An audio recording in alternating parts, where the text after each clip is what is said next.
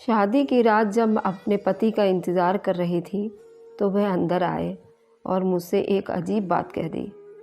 बिना मुझे देखे, बिना मुझसे बात करे, तुम बिल्कुल भी अच्छी खूबसूरत नहीं हो। मैं तुम्हें बिल्कुल भी पसंद नहीं करता।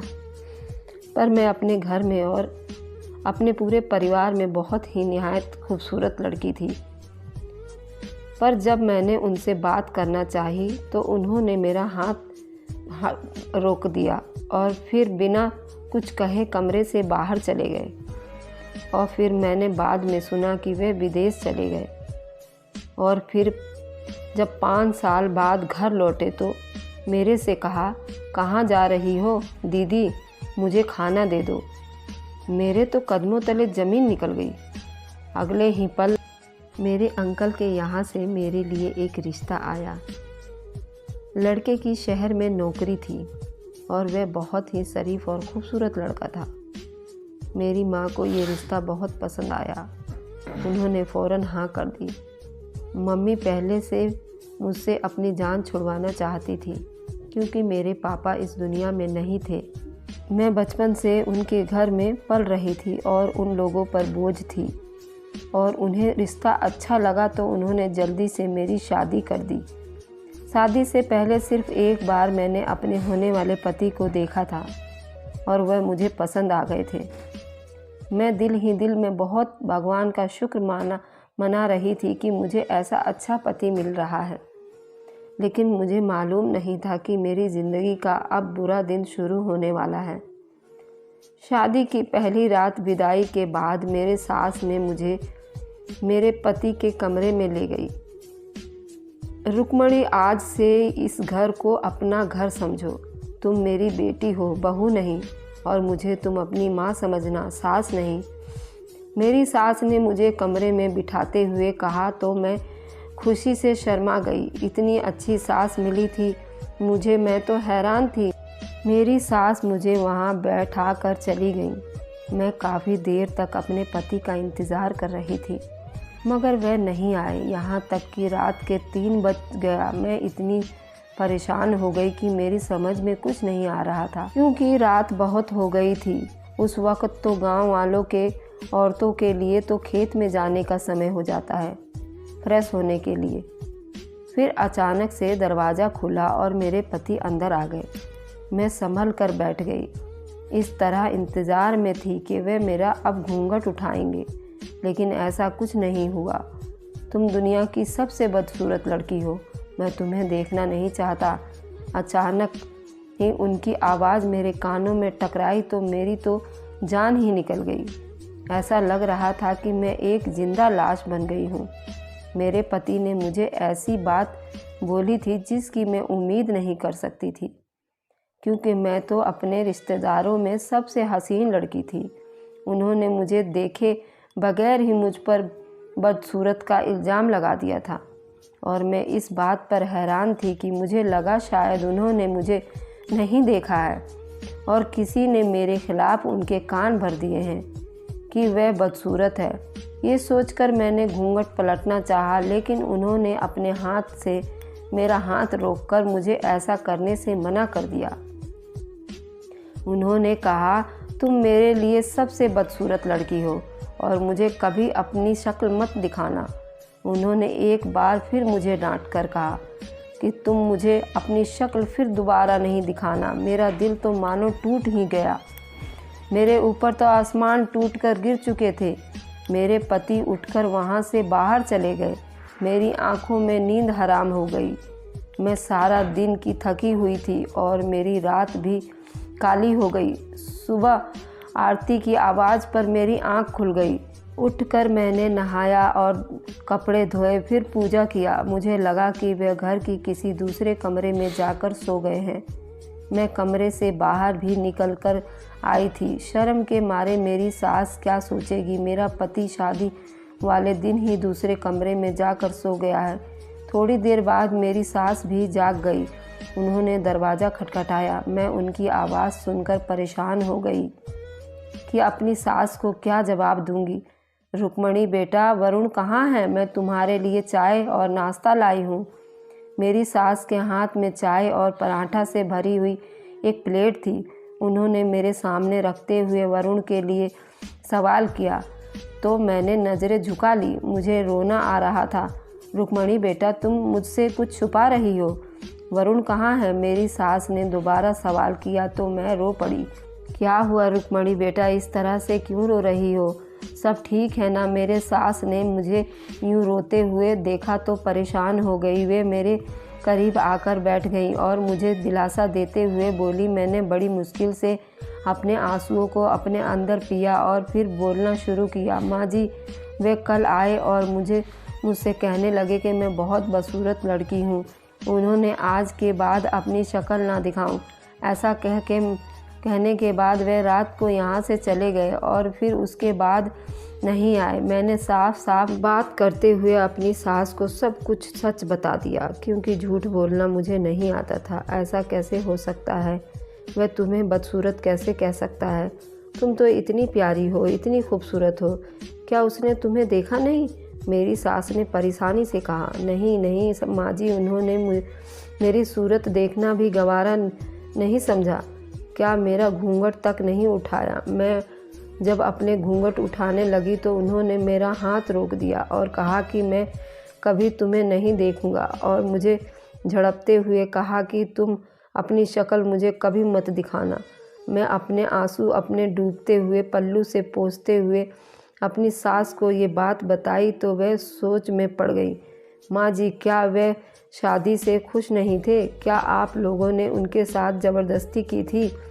मैंने अपने सास से सवाल किया तो थोड़ी ही देर में वह चुप रही और फिर बोली। तुम्हारा सच है ये कि वो किसी और लड़की को पसंद करता था, लेकिन ये जिस लड़की से मोहब्बत करता था, वह जिससे शादी करना चाहता था, उसका कैरेक्टर कुछ अच्छा नहीं था और मैं इसलिए अपनी बहू के रूप में बिल्कुल भी स्वीकार नहीं कर सकती थी। इसलिए मैंने अपने बेटे के लिए तुम्हें चुना। मुझे लगा तुम बहुत खूबसूरत हो और इसका दिल मोह लोगी, मगर उसने तुम्हारा चेहरा देखा नहीं। मुझे यकीन है कि अगर वह तुम्हें देखेगा तो उस लड़की को भूल जाएगा, क्योंकि तुम हो ही इतनी प्यारी। बस बन सवर के हमेशा रहा करो। वापस आ जाएगा और तुम्हें देखेगा तो उसका दिल बदल जाएगा। मेरी सास ने कहा तो मैं हैरान हो गई। क्या मतलब है माँ जी? वे रात घर पर नहीं थे। मैं तो समझ रही थी कि वह दूसरे कमरे में सो गए हैं होंगे। मैंने परेशानी से पूछा। नहीं बेटा, घर पे सिर्फ 2 ही कमरे हैं, एक तुम्हारा और एक वरुण का और एक मेरा और तुम्हारे ससुर जी का, मगर वे कहीं भी नहीं है। मुझे लगता था तुम्हारे साथ तुम्हारे कमरे में है। मेरी सास ने मुझे बताया तो मेरा दिल टूट गया। यानी रात घर में नहीं थे, फिर ज़रूर उस लड़की के पास गए होंगे। कहीं उन्होंने उस लड़की से खुफिया शादी तो नहीं कर रखी? मैंने अपनी सास से पूछा। मुझे इस बारे में कुछ भी मालूम नहीं है। वह घर वापस आएगा तो मैं उसे समझा दूंगी, तुम परेशान ना हो। मेरे सास ने मुझे तसल्ली दी और कमरे से बाहर चली गई। मैं सारा दिन उनका इंतज़ार करती रही, लेकिन वह नहीं आया। यहाँ तक कि शाम हो गई और उस बीच मोहल्ले की सारी औरतें मुझे देखने के लिए बारी बारी आती रहीं और तारीफ़ें करती रहीं मेरी सास की। इतनी खूबसूरत बहू लाई है, लेकिन उस तारीफ़ का क्या फ़ायदा जब मेरे पति ने मुझे रिजेक्ट कर दिया और मुझे एक नज़र देखा भी नहीं। लेकिन मैं सारा दिन इंतज़ार करती रह गई। यहाँ तक कि 1 महीना हो गया। मैं परेशान थी कि अब क्या करूं? मैं वापस भी नहीं जा सकती। पहले ही मेरी माँ मुझे बर्दाश्त नहीं करती और अब तो शादी के बाद बिल्कुल भी बर्दाश्त नहीं करेगी। फिर अचानक से मैंने अपने घर में कुछ बदलाव देखे। उस घर में मेरे सास और ससुर रहते थे। मेरी वजह से शायद वे अब तक चुप थे, लेकिन उनके बर्दाश्त की हद ख़त्म हो गई।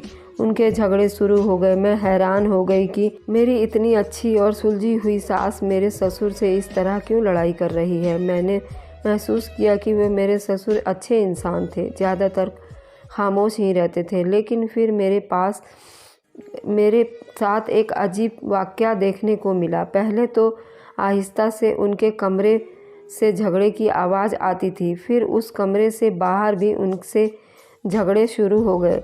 मेरी सास इतना झगड़ा करती थी कि ससुर की बर्दाश्त की सीमा ख़त्म हो जाती। वे घर छोड़कर चले जाते और फिर काफ़ी घंटों तक घर वापस नहीं आते थे। तुम्हारी वजह से मेरा बेटा घर छोड़कर चला गया। अगर तुम उसकी शादी उसकी मर्ज़ी और उसकी पसंद की लड़की से कर देती तो वो तुम्हें आज ये दिन देखना नहीं पड़ता। मेरे ससुर आवाज़ मुझे सुनाई देती तो मैं बहुत शर्मिंदा हुई। यानी कि सारे फसाद का जड़ थी मेरी सास। मेरा पति मुझे पसंद बिल्कुल भी नहीं करता था और मेरी वजह से घर छोड़कर चला गया। ये बात मेरे दिल को लगी थी। मेरा दिल ससुर की तरफ से बुरा होने लगा। वह मुझसे बात नहीं करते थे। मुझे शिकायत थी कि नज़रों से मेरी तरफ देखते रहते थे। मुझे बहुत दुख होता था क्योंकि मैं तो उनकी खिदमत करने की कोशिश करती रहती थी, लेकिन वे मुझे परेशान हो चुके थे। यही समझ रहे थे कि उनके बेटे के घर छोड़ने की वजह मैं हूँ। रुक्मणी बेटा, तुम अपने ससुर की बातों का बुरा मत मानना। वह ऐसे ही सबका दिल दुखाते हैं। देखो तो मुझसे भी कितना झगड़ा करते हैं। बिना वजह बात बात पर मुझे टोकते रहते हैं। पहले उनकी तानों की, फिर मुझ पर तीर चलते रहते थे। अब उन तीरों का रुख तुम्हारी तरफ हो गया है।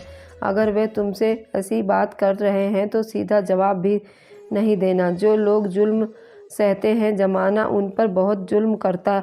अगर आज तुम अपने ससुर की बातें बर्दाश्त की तो वह सारी ज़िंदगी तुम्हें इसी तरह ताने मारते रहेंगे। मेरी सास ने मुझे कहा, लेकिन मुझे उनकी बात बहुत अजीब लगी।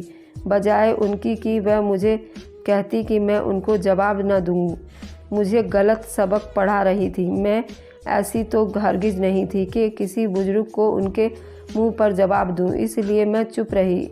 इस बीच मेरी सास मुझे दिलासा दिलाती रही कि मैं अपने ससुर के साथ बदतमीज़ी से पेश आऊँ। मेरा दिल ऐसा करने को नहीं मानता था। जब मैं उनकी उम्मीदों पर पूरी नहीं उतरी और मैंने अपने ससुर से झगड़ा नहीं किया, तब मैंने सास के रूप में अजीब सी बदलाव देखा। वह बात बात पर मुझ पर गुस्सा होने लगी, मेरे कामों में नुक्स निकालने लगी। मेरी सास की जुबान मेरी तरफ से कड़वी हो गई। एक दिन मैं पहले ही पति की वजह से बहुत दुखी थी और परेशान थी। ऊपर से घर का माहौल मेरे लिए बहुत अजाब बन गया था। अब मेरे पति को गए हुए 6 महीने गुजर चुके थे और नहीं आए, और मोहल्ले वालों की नज़रें उनकी हराम कर रखी थी कि मैं अपने सास के रवैये और घर के माहौल और मोहल्ले वाले के सवालों से भाग कर वापस अपनी माँ के घर आई। लेकिन मेरी माँ मुझसे देखकर खुश नहीं हुई। ठीक हो रुक्मणी, मेरे पास इतने जनों का पेट पालने के लिए पैसे नहीं हैं। तुम्हारा पति छोड़कर चला गया तो उसमें मेरा क्या कसूर है? मेरे अपने छोटे बच्चे हैं, मुझे उन पर खर्चा करना होता है। जैसा भी तुम्हारा ससुराल है और तुम्हें वहाँ रहना है। मेरे घर में तुम्हारे लिए कोई जगह नहीं है। मेरी मम्मी इस तरह से बोलते हुए मुझसे कहा तो मैं अगले ही दिन वापस चली आई। मैं एक उम्मीद से गई थी, लेकिन मेरी उम्मीद टूट गई थी।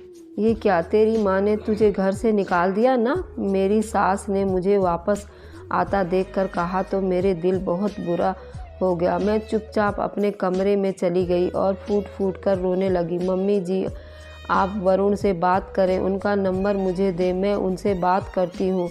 उन्हें वापस बुलाए। मजबूर होकर मैंने अपनी सास की बहुत मिन्नतें शुरू कर दी। तुमने मेरी बात मानी कोई आज तक जो मैं तुम्हारी बात मान लूँ? मेरी सास ने कहकर मेरे सामने खड़ी होकर अपने कमरे में चली गई और उनका इशारा यकीनन मेरे ससुर की तरफ था। वह चाहती थी कि मैं अपने ससुर से लड़ाई झगड़ा करूं ताकि उनकी ज़िंदगी में नर्क हो जाए, लेकिन मैं क्या करूं?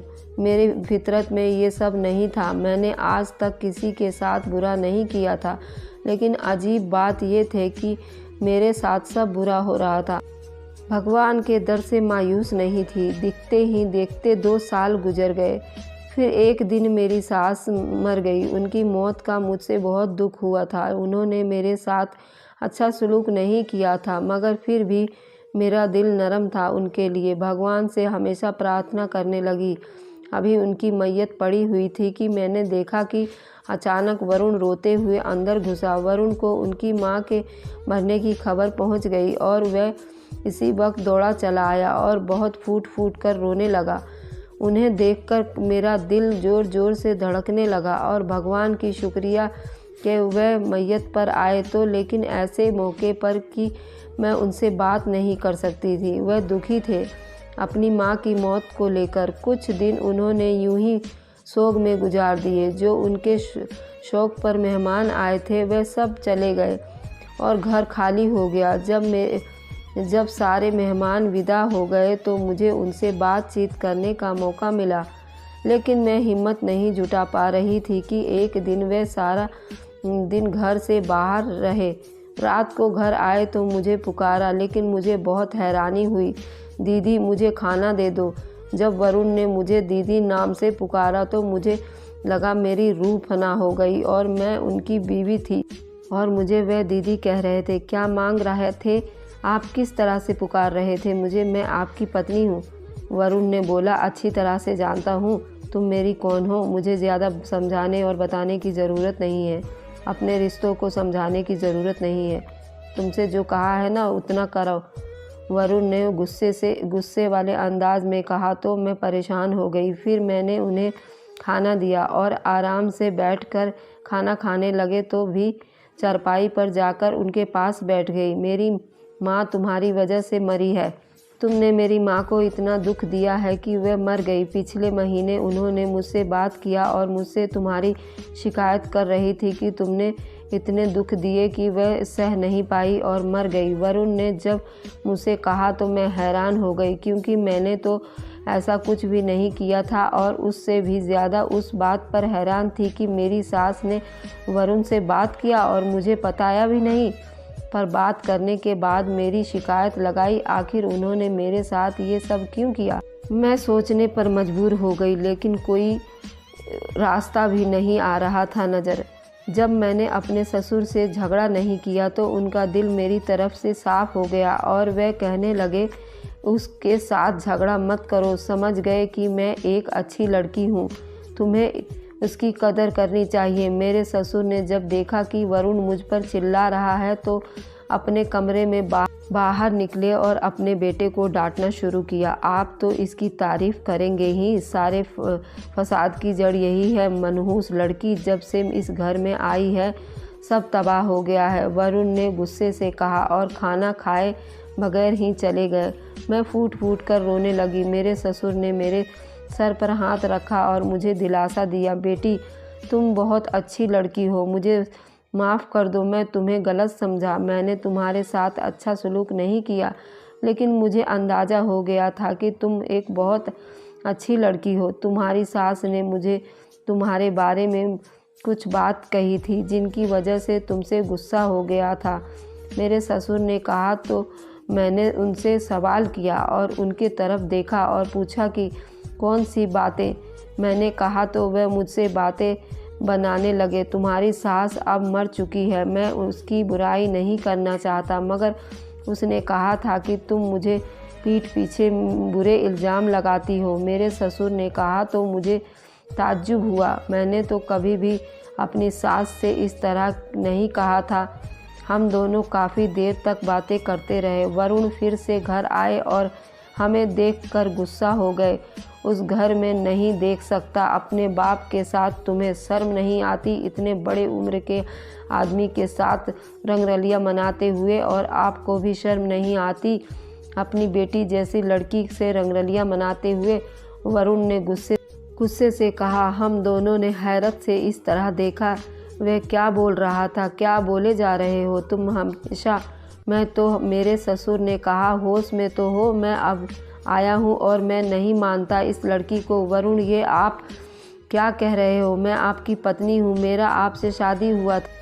आप इतना गंदा इल्ज़ाम लगा रहे हो। आप तो खुद 5 सालों से शादी करके और गायब थे और मैं खुद आपका इंतज़ार में मरी जा रही थी। मुझसे क्या गलती हुई आप ही मुझे बताएं। और मैं अपने ससुर को अपने बाप की जगह समझती हूँ और आप हम दोनों बाप बेटी के रिश्ते को इस तरह से रौंद रहे हो। मेरे ससुर ने कहा, इस लड़की ने तो हमारा दिल जीत लिया है, बगैर किसी लालच के इसने हमारी खिदमत की। मेरे ससुर ने मेरी तरफदारी करते हुए कहा, लेकिन मम्मी तो मुझे इसकी तस्वीर भेजी थी कि आप इसके साथ घूमते फिरते हो। वरुण ने कहा, तुम जिसे अपनी माँ समझकर इशारों पर नाचते रहे हो ना, सारी ज़िंदगी वह तुम्हारी सगी माँ नहीं थी। वह तुम्हारी सौतेली माँ थी और तुम्हारी सगी माँ से बहुत नफरत करती थी।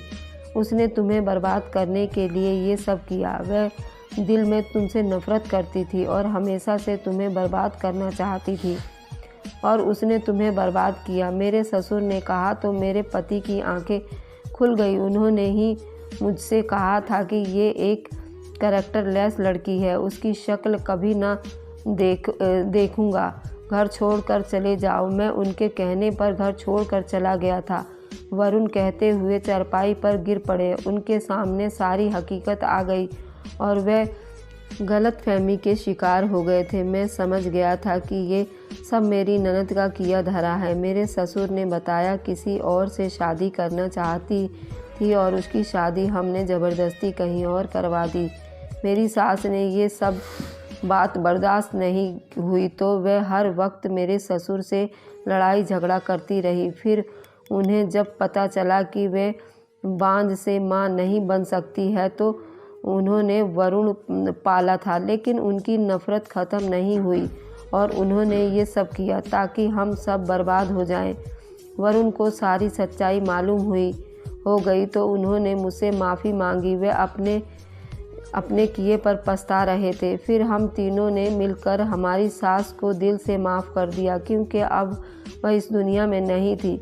हमने उनके लिए प्रार्थना किया। कुछ लोग ऐसे होते हैं जिन्हें ज़िंदगी में खुशी नहीं मिलती तो दूसरों की खुशियाँ चुराने की कोशिश करते हैं, लेकिन कुछ लोग ऐसे भी होते हैं जिन्हें खुशी नहीं मिलती और वे दूसरों का भी जीना अजाब बना देते हैं। मेरी सास भी ऐसे ही थी, मगर हम सब ने उन्हें माफ़ कर दिया। आज हम तीनों इस घर में एक खुशी से ज़िंदगी गुजार रहे हैं। वरुण मुझसे मोहब्बत करते हैं और हमारे जुड़वा बेटे भी पैदा हुए हैं। मैंने 5 साल बहुत तकलीफ़ में गुजारे, लेकिन आज मैं अपने घर में बहुत खुश हूँ और भगवान से प्रार्थना करती हूँ कि मुझे मेरे सब्र का फल मिल गया है। तो धन्यवाद दोस्तों, स्वस्थ रहें, खुश रहें। Thanks for watching, like and subscribe. Bye bye.